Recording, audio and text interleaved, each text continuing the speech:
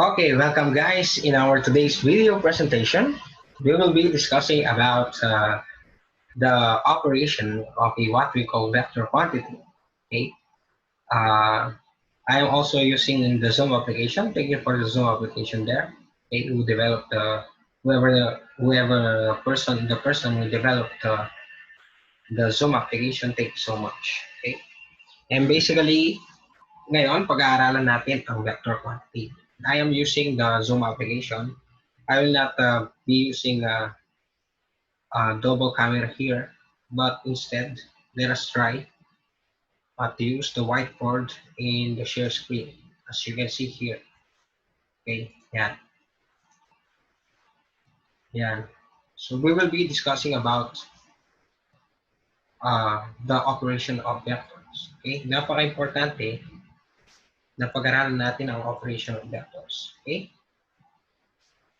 operation of vectors. I am using ito nga lang ang problema because kailangan talaga meron kang stick dito, no, yung stylus na ginagamit para maayos ang pagkakasulat, no. Ang problema kasi wala tayong stylus and I am using my laptop here. Also, I ordered some mouse, keyboard, mouse, okay, na gagamitin natin sa presentation natin. So we'll be discussing, as I said a while ago, the operation of the vector quantity. Okay, recap lang tayo, what is the vector quantity, no? So when we are talking about vectors, okay, dali lang, no? Yan, ayusin lang natin. So when we are talking about vectors,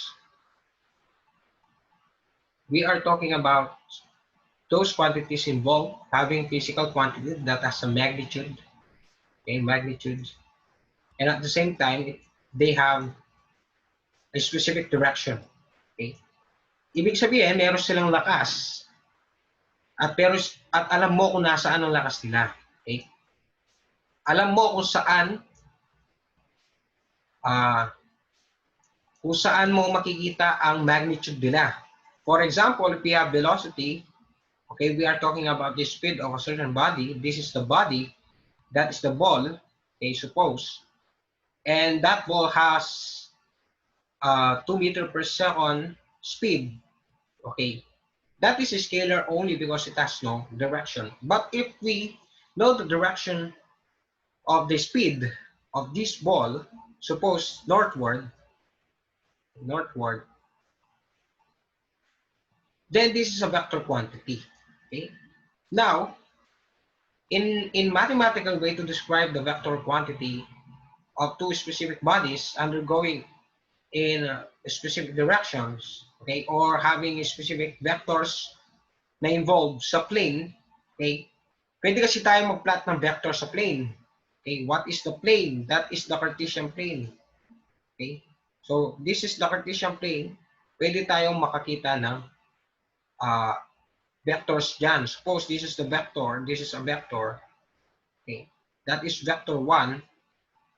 Okay, and another vectors involved, this is vector 2.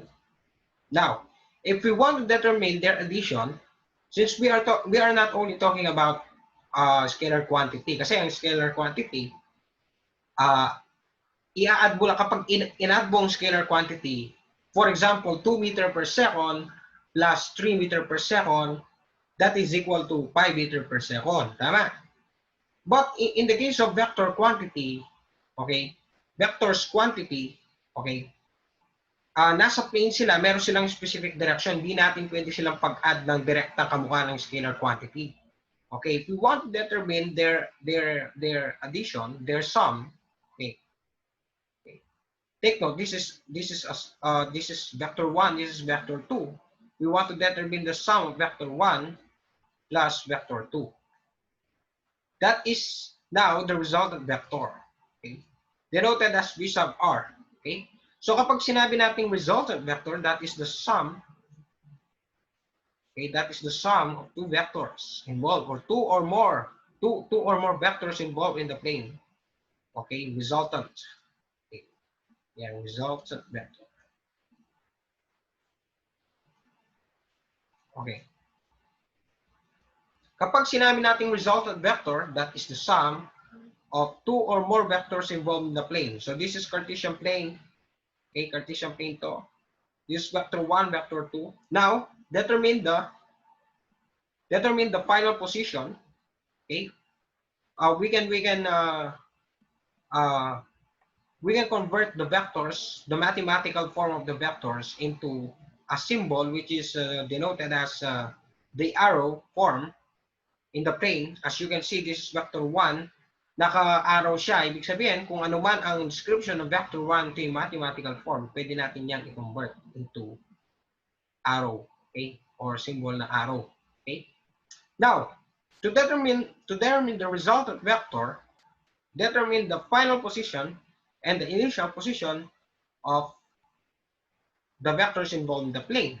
If this is the initial position, okay, that is the final position, then we can say that this is, sorry, tayo nag-iba.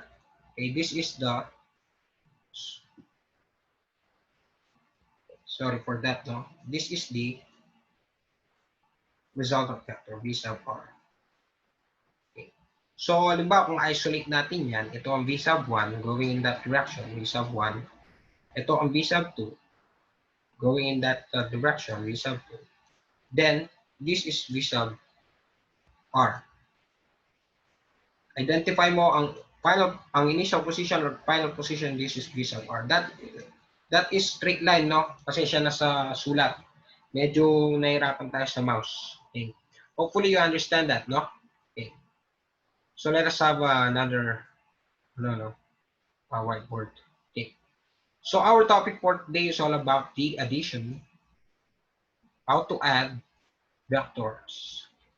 In order for us to add a vector, we need to understand its property first. Property number 1, a property.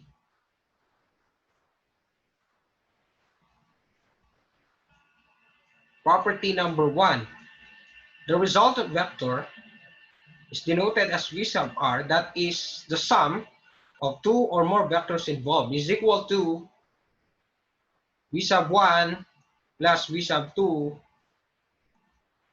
etc. Okay. That is the property number 1.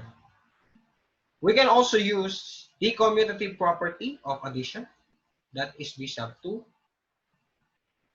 plus V sub 1. They have commutative property involved.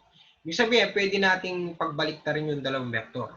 Kung ilang mang vector ang involved doon. Pwede nating unahin, halimbawa, kung 4 ang vector doon, V sub 1, V sub 2, V sub 3, V sub 4. Pwede nating pagbaliktarin yun. Una natin si V sub 4 plus V sub 3 plus V sub 2. They have a specific commutative property. Kaya nga, in symbol, kung ito ang Cartesian plane, okay, Cartesian plane yan, o suppose, meron tayong V sub 1 dito, V sub 1, meron tayong V sub 2 doon. That is V sub 2. Okay. Where is the initial position? This is the initial position. Tama? That is the final position. Tama? Okay. Therefore, this is now the resultant vector. No, tama? This is V. Sorry for that. This is V sub. Yan. Nahirapan tayo. This is V sub R. Okay. Ngayon, pwede nating itong pagbalabalik na rin. Kasi meron siyang commutative property. Pwede nating unahin si V sub 2. Okay. V sub 2 doon. At pwede si V sub 1 dito. Ang ibig ko sabihin, if we have a Cartesian plane, something like this, okay, mauuna si V sub 2 na ilalagay mo sa plane, pwede naman, pwede yun. Hindi magbabago ang sum nila because they have commutative property. Okay, so this is V sub 2, para siyang ganyan, no? Yung V sub 2, no? Yan, V sub 2. And this is V sub 1, something like that. V sub 1. Para makikita mo, nag-iba yung shape. Nag-iba yung shape nila. Okay. Parang nag-iba yung direction, parang something na nag-iba ang kung saan ilalagay niyan ang v sub r, no? Ang result vector, no? Yun ang ibig ko sabihin, no? This is the initial position, that is the final position. Then we can say that this is v sub r. That is v sub r. Tama. Okay? Now, this v sub r that you can see, that you can observe in the first figure. Okay, this is the second figure. As I said a while ago, the v sub r that you can observe in the first figure is the same as the value of v sub r in the second figure because they have a specific commutative property involved. Okay, that is the property number 2. Okay, v sub r here and v sub r in the second figure have the same magnitude and direction. Okay, take note, if you want to add two vectors or two or more vectors involved in the plane, they still have a specific specific identity having a specific magnitude and direction. Yun ang ibig ko sabihin, no? Property number 4, okay, sorry, property number 3, okay, v sub r, the resultant vector, if we have v sub 1 plus v sub 2 plus v sub 3, okay, then this one is also equals to v sub 1 plus v sub 2 plus v sub 3, wherein v sub 2 plus v sub 3 are on a specific quantity. This is a what we call associative property. Okay? Ibig sabihin, kung dalawa o mahigit, tatlo o mahigit na vectors ang involved sa plane, pwede nating masabi na meron silang associative property. Paano natin malalaman yun? I-add mo muna si v sub 2 at v sub 3, pagkatapos i-add mo si v sub 1, parehas lang nalilitaw na v sub 1 plus v sub 2 and then plus v sub 3. Parehas lang ang makukuha mong resultant vector. Okay? Hopefully you understand that, no? Well, let's talk about now. Let us have a specific example, no? Okay. In our previous video presentation, how to plot a vector quantity, or in other words, how to graph vector quantity, we need to have a visualization or imagination how to graph a vector quantity involved in the plane if we have a problems involved. Okay. Kung meron tayong problems or we want to solve a specific problems, then we need to know how to graph them in order for us to analyze them graphically. Okay, there are two ways in order for us to add vectors. Number 1, the graphical method, and the number 2 is the analytical method. In graphical method, guys, you need a ruler and a protractor. Okay, you need a ruler and protractor in order for you to plot. Kasi from the word itself, graphical, you need to graph those specific examples or problems or given in the problems in a Cartesian plane, and then you need to determine the result vector using a ruler and a protractor. That is the number 1 ways. Okay, there are 2 ways involved how to add a vector. Okay, or 2 methods involved how to add a vector. Number 1 is by using graphical method. Okay, graphical method. And number 2, bago tayo punta sa number 2, analyze muna natin graphical method. As it was stated, graphical method is a method used to determine the result of vector using a protractor and ruler, because we need to graph those vectors involved in the plane. Okay? Kung halimbawa meron tayong plane dyan, kung meron tayong problems dyan, i-graph mo muna and then you need to determine those things using a ruler or protractor. Okay? But there is a problem in graphical method. Okay? Magbibigay tayo ng another video presentation how to use graphical method. Okay? Kasi may mga prof tayo or meron tayong mga physics teachers na nag-record sa atin na matutunan natin ang graphical method. Okay? Usap tayo about that in a next video presentation. But in our video presentation today, since we are using the whiteboard of the Zoom application, we will be using the second method, the analytical method, okay? Or analytic method. Okay?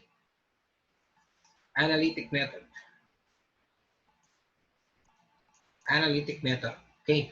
Pag sinabi natin analytic, the word itself, you need to analyze the problem and then use the mathematical operations or the mathematical methods involved, okay, na kailangan mong gamitin para makuha mong result ng vector.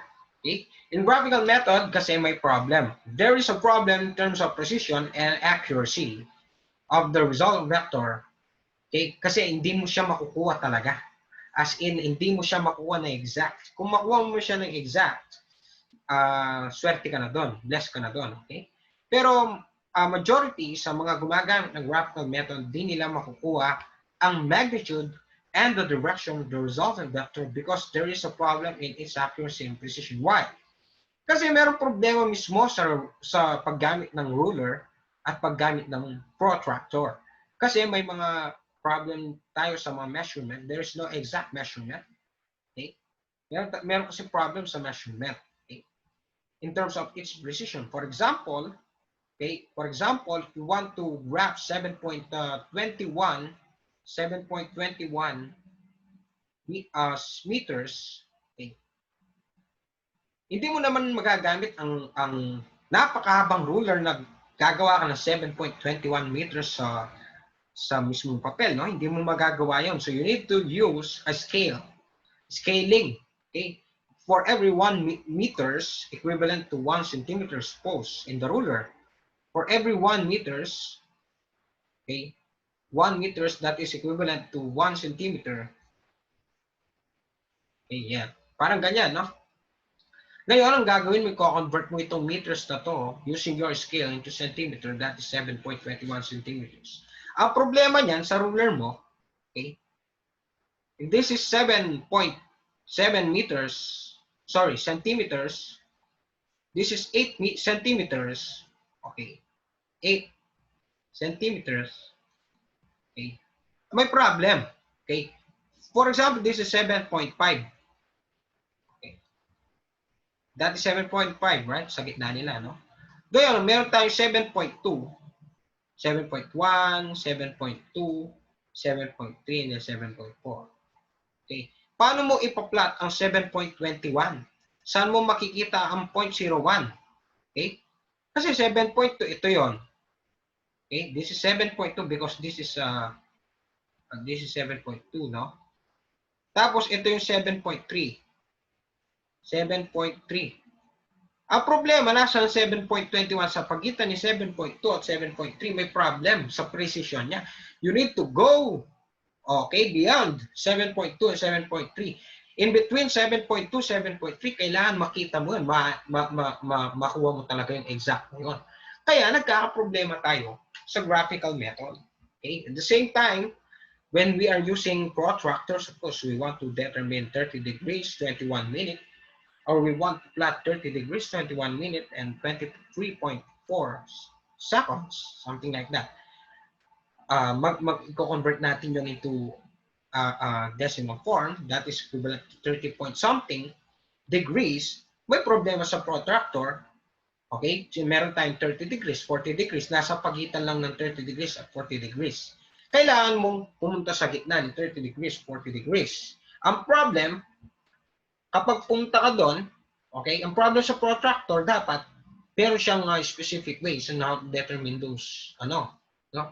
Meron siyang parang mga line sa pagitan is 30 degrees, 40 degrees to determine that 30 point or to plot that 30 point something na degrees na yun. Okay? Kaya may problem sa precision. Okay? Now, magbibigay ako ng load. Okay? Kung sino man ang ano dito, no? Magko-comment. Okay? What is the difference between accuracy and precision? Okay? Sabi ko kanina, may problem sa accuracy, may problem sa precision. Ang problema sa precision, yun nga, yung mga measuring tools natin, kapag we want to determine a specific point something na measurement, hindi natin agad mag-plot because there is a problem in precision of our measuring tools. Okay? Ngayon, kung meron tayong tinatawag na accuracy naman, okay, sabi ko kanina, magkakaroon ng problema sa accuracy ng magnitude and the direction of the result of vector. Okay? Hindi kasi accurate. Now, what is the difference between accuracy and precision? Comment your answer. Okay? Kailangan naintindihan, no? Kahit Tagalog lang, Tagalog Kapampangan. Okay, welcome. Nasa Pampanga tayo, no? Okay lang. Naintindihan natin, no? Importante maintindihan ng viewers, maintindihan ng mga nagbabasa ng comment natin, ano ang pinagsasabi mo doon. Baka kunin mo lang sa Google o kunin mo lang sa ano. Anong ibig sabihin ng accuracy? Anong ibig sabihin ng precision? Anong pinagkaiba ng dalawa? Okay, comment your answer, and then I will be giving a 50 pesos load for those who answered it correctly, and I understand that those things now. Okay, so again, let's talk about the analytic method, how to determine the result of vector. Okay, in analytic method kasi talagang exact siya because we'll be using mathematical ways, okay, to determine the results of vector. Okay, let us have a screen. Let us convert this screen share into this PowerPoint presentation. Okay, as you can see, we have a specific presentation. Dalawa. Okay. Dalawang pag-usapan natin on how to determine the result of vector. This video presentation will be determining the result of vector using two vectors involved in the plane muna. Okay, 3 or more vectors involved, ibang pag-usapan natin doon, okay? Kasi ibang ways yun eh. Okay, ibang ways yun. Ibang method ang gagamitin natin. In this case, we will be using the Pythagorean Theorem, the sine, cosine laws, and then the trigonometric ratios. Problem number 1, we determine the result of vector of A and B such that vector A is 3 meters northward and vector B is 2 meters southward. Okay. So yan, no? Balik tayo sa ating whiteboard. Okay. Sulat lang natin ang mga given natin. Okay. Sulat natin ang ating mga given condition. We have vector A and vector B. What is vector A? Sabi niya, vector A is 3 meters northward.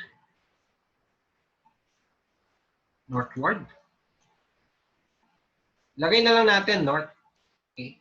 And vector B is 2 meters southward.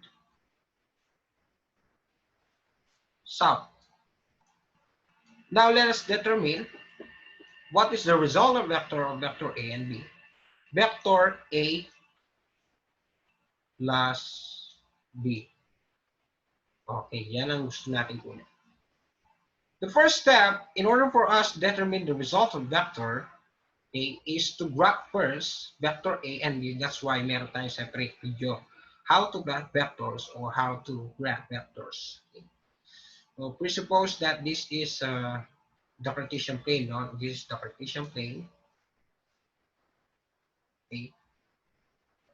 Kailangan lang natin is vector A or B. Since we know that vector A plus B is also the same as vector B plus A, parehas lang makuha nating result vector. Kahit alin dyan ang graph mo una, okay lang.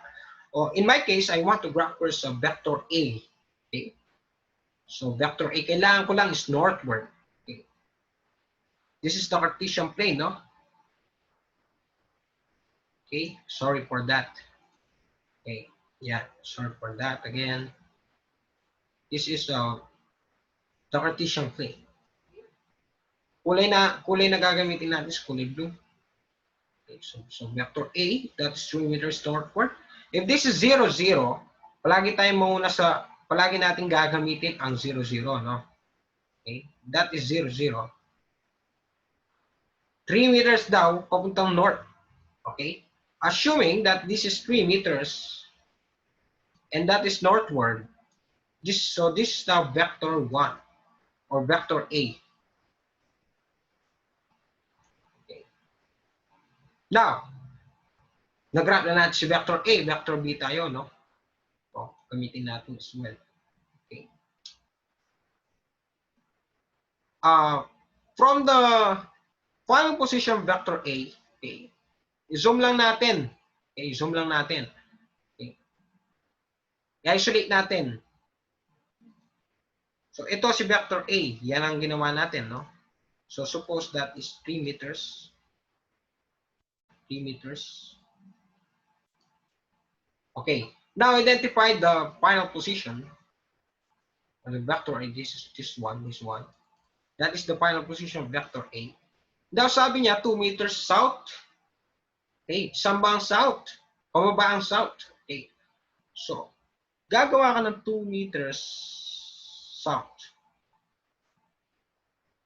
Okay. This is now the vector B. Tama? This is 2 meters. Ngayon, if this is the final position, tingnan nyo, final position, gagamit tayo ng ibang kulay. This is the final position, ibang kulay. Ayan. Okay, this is the final position of vector B, and this is the initial position a while ago. Now, the resultant vector, to determine the resultant vector, this is the resultant vector. That is V sub R. By symbol, we'll only be using, since wala tayong parang triangle involved dito, no? Parang straight lang siya. We will be using only a what we called integers. Okay? Para siyang integers lang. Alam natin na north papunta sa taas, that is positive direction. At ang south papunta sa baba, that is negative direction. Okay? By mathematical symbol, we can denote that B sub A plus B sub B is equal to 3 meters, positive 3 meters, because that is going northward, plus, what is B sub B? That's going southward, that is negative. Okay? Kasi, papuntang pababa siya na southward siya so that's negative 2 meters. Okay? So, B sub A plus B is equal to 3 meters plus negative 2 meters, that is 1 meter. Tama? Okay, that's 1 meter. And that is positive. So therefore, in conclusion, our final answer, B sub A plus B. Okay, sulat lang natin, no? B sub A plus B. Our final answer, B sub R, is equivalent to 1. Uran lang natin yan. 1 meters. Since it is positive and we have two direction involved only, northward and southward, walang involved na eastward and southward, eastward and westward. At ang positive lang dito, either northward or southward, that is north. So our final answer is 1 meters. The resultant vector is 1 meters going to the north or northward direction. That is the resultant vector. And as you can see, makikita natin din. Okay, makikita din natin yan using this, using that one. Okay? Hopefully you understand that. Okay? That is very easy only. Okay? Punta tayo sa medyo sa medyo mahirap, sa average, sa konti. Sa medyo mahirap na konti, no? Okay, let us have another whiteboard. Okay, and I'll be sharing you our second Okay, our second problem. Two forces are acting on a particle. Force A is 3 newtons. That is, we are talking about force. That's newtons. That's not northward. Kaya in-specify ko northward dyan. Okay. Force A is 3 newtons directed north, and the other force P is 4 newtons eastward. Now find the result of vector.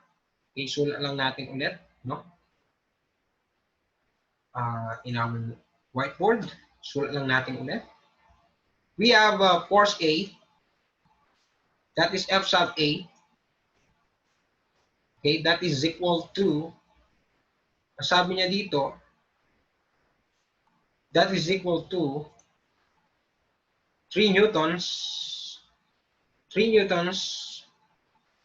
northward. 3 newtons northward. 3 newtons. 3 newtons north. Okay, and we have F sub B equals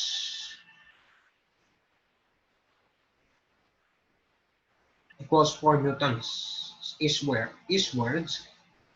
4 newtons eastwards.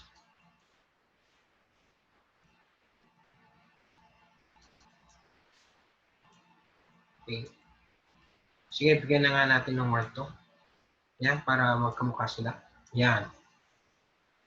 Now, what is the result of vector? The result of vector in this case is V sub A, V sub F A plus V sub F B. This is F. Yan. Kahit anong symbol kasi sa physics, pwede nyo gamitin. Okay. May importante, makuha nyo yung result of vector and you can analyze that. Okay. And you can conclude something on that answer I made. Okay. So we have a Cartesian plane. Huwag na tayong gawa ng Cartesian plane na let us represent this F sub A, F sub B. 3 newtons northwards. This is 3 newtons northward. Eh, gamit tayo ng ibang kulay. Okay. So this is 3 newtons northward. This is F sub A. Then we have F sub B. The F sub B from initial position. Kasi sabi niya dito, from initial position, if this is the particle, this is the particle, lakihan ko lang ng konti. That is the particle, that is the object. When we are talking about particle, that is a specific body or object. Then there are two forces involved at the same time. The F sub A and F sub B. If F sub A is 3 newtons north, that is the arrow form of F sub A. Now, we have F sub B, that is 4 newtons eastward. Lakihan lang natin. This is eastward, right? Okay, this is eastward in that direction. Suppose this is straight line. This is 4 newtons. This is F sub B. Okay. Another representation, ang ibang gagawin ng mga teachers. Okay. Ang ibang gagawin nila, alisin nila sa isipan nila ang particle na involved. They just need to represent those F sub A and F sub B, okay, in graphical form. Okay, so F sub A, gagawin nila, this is F sub A, F sub A, F sub A. Mapalaki ng konti. F sub A. And we have F sub B. They will identify this is the initial position, no? They will identify what is the final position of F sub A, that this is this one, right? Okay? I-extend lang nila yun. So, mangyayari para siyang ganyan. This is F sub B. F sub B. That is the force B. Okay? Same thing. We have F sub A in this case. In this first column. And we have F sub B. On another column, we have F sub A, F sub B. By representation, parang hindi sila magkamukha, no? Parang yung isa, nauna sa F sub A, tapos tutuloy lang sa F sub B. Second illustration, and the first illustration, merong specific body na involved. Kahit alin sa mga yan ay tama. Because we have a property involved that the sum of the vectors in the plane has or have a commutative property. Kaya parehas lang makuha natin resultant vector. Okay? So suppose we will be using this this orange, no? So this is the final position of F sub A and final position of sub B. This will become the result of vector. This is the result of vector P F sub A plus F sub B. B. This is A. Yun, A. So that is the resultant vector equals V sub R. Same thing Ang final position ito, no? Continuation lang. This is the initial position. Sorry. Talaga namang equal ang makukuha natin dyan, no? Sorry for that, no? Pagpasession nyo na kasi hindi nagiging straight. So this is V sub R. Basta straight line yan, no? V sub R.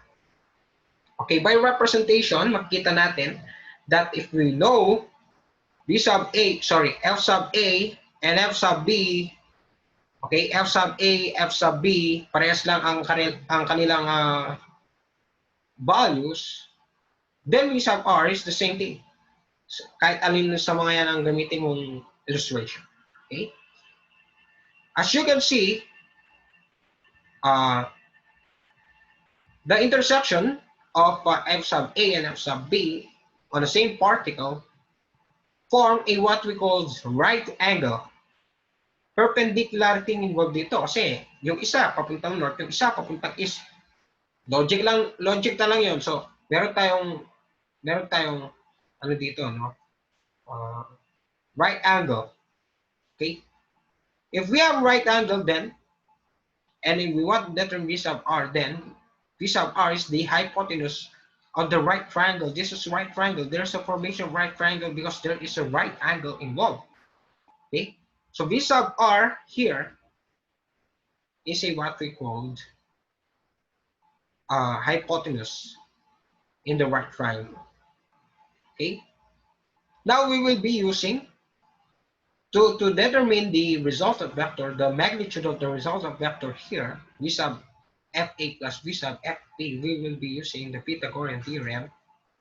That is C squared. Sorry for that. Let's use block. Okay. C squared equals A squared plus B squared. And C squared here is the result of vector. Okay? So result of vector ito. This V sub R squared. Kaso ang gawin natin, lipat na natin C squared, isolate ito squared. Magiging square sa kabila yan, no? What is A squared? Kahit alis sa mga yan, since in this case, I want to use F sub A as A squared. So F sub A squared plus F sub B squared. This is for magnitude. This is for magnitude. Di ba ang gagawin natin direction?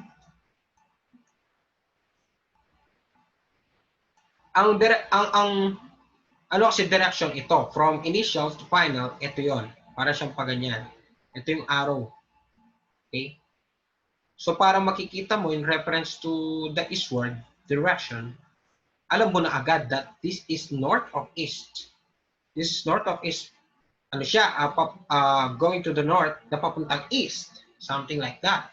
There is an angle involved here. Okay? So mamaya kunin natin yun. Okay, this is the Cartesian plane positive direction, and this is the Cartesian plane going to the rightward direction. Okay.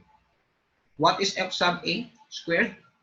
The square root of what is F sub A squared? That is 9 Newton squared.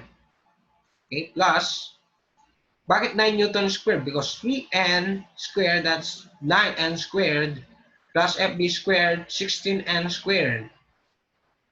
Okay.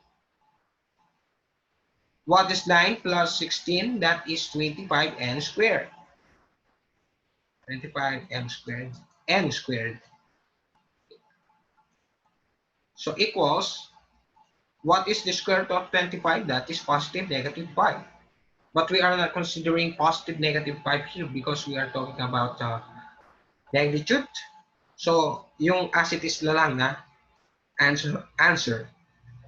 So, the 25, square root of 25, excuse me, that is 5n. This is the magnitude. This is the magnitude. Okay? That's the magnitude. On the other hand, okay, on the other hand, if we want to determine the result of vector, Okay? The result of vectors direction, makuha din natin yan. Ito lang, no? Gawin natin ulit to. So, yan para siyang ganyan, no?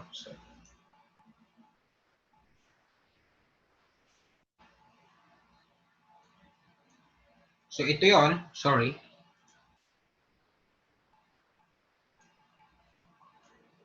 Palitan natin ang kulay. Gawin natin orange. Gawin natin orange.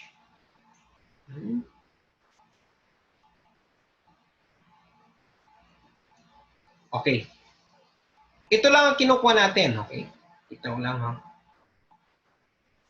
Ayan, ito lang. Ito lang ang kinukuha natin, guys. Ito. Okay?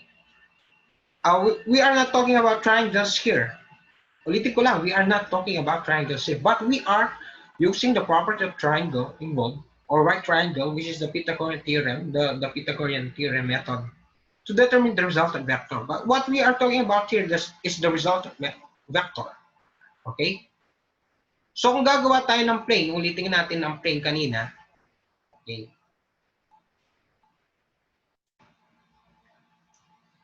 Ito ay Cartesian plane, tama? Kung extend natin ito ang papunta sa taas. Ito ang rightward. Ito ang leftward. Ito ang pababa. Okay. Ang kailangan natin ito, makuha natin ang, alam na natin that this is 5 newtons. 5 newtons yan. Ang problema, kailangan nating makuha ang kanyang angle. What is the angle involved? Hindi natin pwede sabihin lang na this is going to the north of east. Hindi. Okay? Dalawa ang pwede nating pagbasihan dito. Okay? Ang angle dito, ako lang,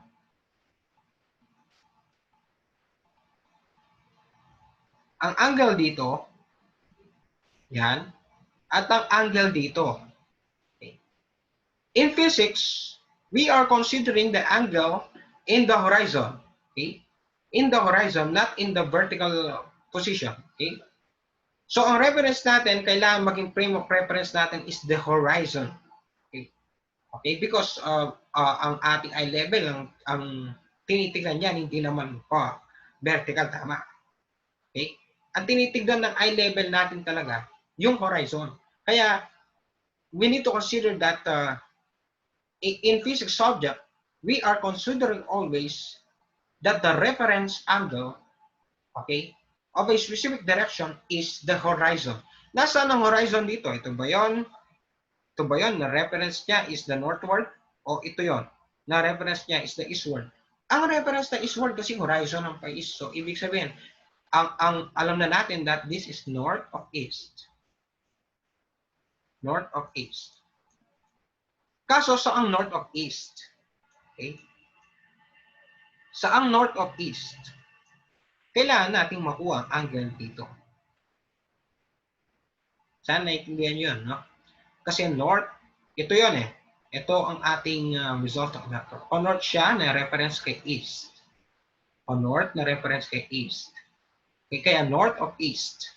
Okay, kaso kailangan nating makuha ang angle involved dito. Paano natin makuha yun? We need to determine the angle here first. And then whatever the angle, so suppose this is angle prime. Whatever the value of angle prime, minus natin 90 degrees minus the angle, the value, whatever the value of angle prime, that is equivalent to this angle, theta.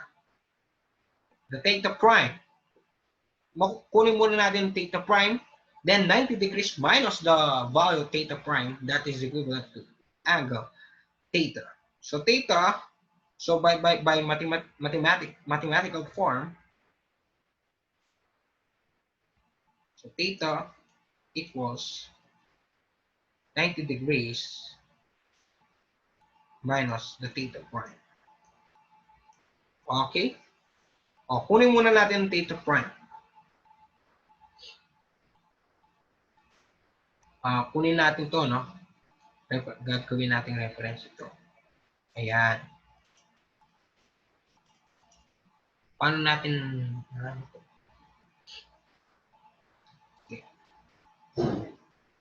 Okay. So, balik tayo sa 5. Ito yun, no? Theta prime, kunin natin ang theta prime. So, para siyang ganito. This is f sub A. This is f sub B. And then we have, sorry for that. We have this one.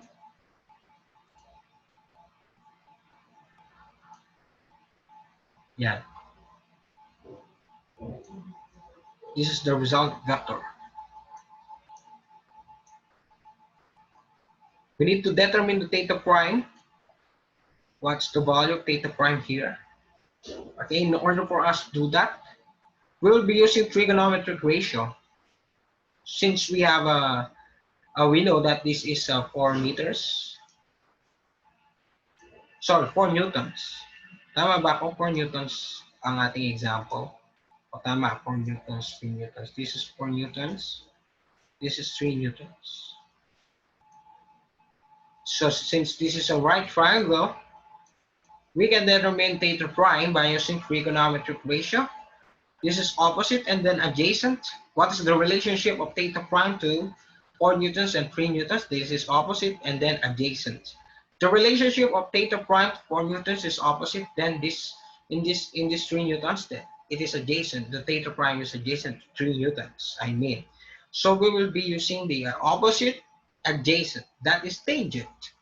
TOA, SOHCAHTOA, TOA. Because opposite, adjacent, to determine the angle, that is TOA. Okay, that is tangent.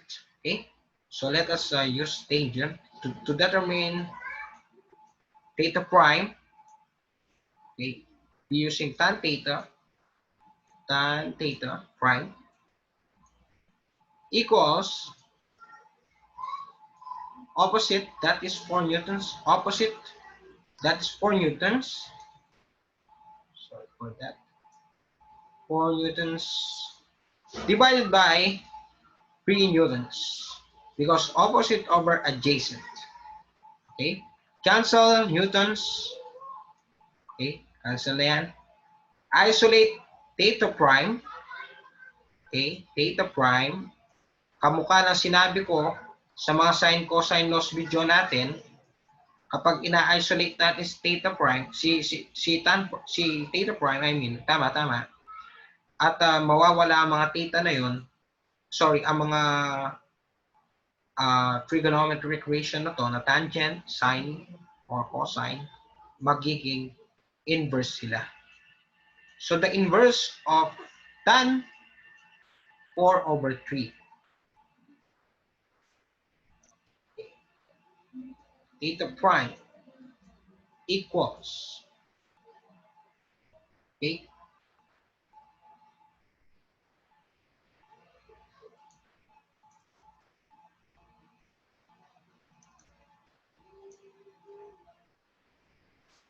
sandali lang, no?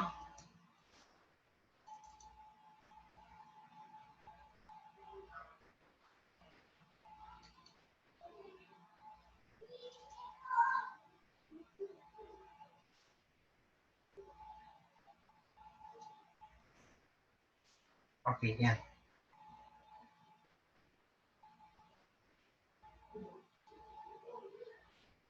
Saan na yan?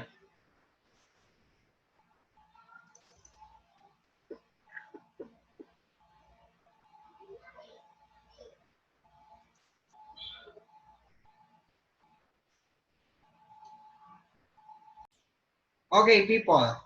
Okay, guys. So, kunin natin ang theta prime. Okay, share ko lang sa inyo ang scientific calculator natin. So, to determine theta prime, that is tangent, the inverse tangent of 4 divided by 3. So the answer is equivalent to 53.13. Dito wala yung ano, no? Okay. 53.13 degrees. Okay? So kung i-convert natin yon into minutes, sorry, into degree minute second, that is equivalent to, sorry for that, that is equivalent to 53 degrees, 7 minutes, okay, and 48.37 seconds. Something like that. Okay. So this will be the theta prime. Okay. Pero hindi natin kailangan theta prime. Pwede naman ito eh. Pwede naman ito na maging sagot natin. Okay. Ang magiging sagot natin bali nun is 5 newtons, 53 degrees, 7 minutes, 48.37 seconds in reference to the north. So, ang magiging final answer is 5 newtons, 53 degrees, 7 minutes, 48.37 seconds is of north. Babaliktad mo is of north because your reference view, your reference direction is the north. Northward direction. Okay? So, in this case, we need the horizon. Okay? The horizon reference. So, we need to determine the theta prime. Sorry, the theta. Okay. Para makuha natin ang theta na yan, alam natin ito, that is 90 degrees minus this degree minute seconds. So katulad sinabi ko, to determine theta, that is equal to 90 degrees minus theta prime. So nilitaw na sagot is minus 90 natin. No?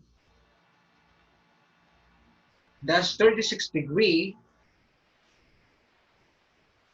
52 minute, 11.63 seconds. Yan, exact yan talaga. Okay? So our final answer will be the resultant vector of f sub A plus f sub B equals 5 newtons, 36 degree, 36 degree, 52 seconds, sorry, 52 minutes, 11.63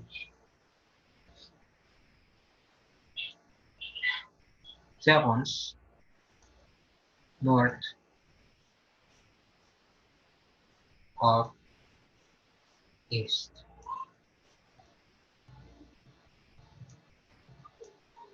Okay, this is too much or it is very informative to you. Okay, magkaroon tayo ng part 2. This is part 1 of our video presentation, understanding how to determine the resultant vector of two vectors involved in a plane. Okay, don't forget to like our video presentation and subscribe. Okay, and then comment. Yung kanina pinapa-comment ko, what is the difference between accuracy and precision? 50 pesos load. I'll be sending that to your Gcash account. Okay, thank you guys for watching. God bless you.